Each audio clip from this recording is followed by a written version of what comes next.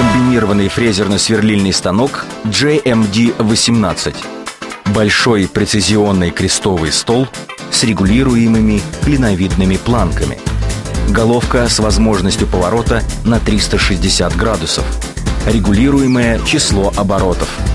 Массивный цоколь из серого чугуна гарантирует работу без вибраций.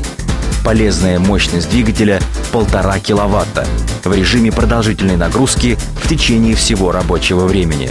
Масса 290 килограммов.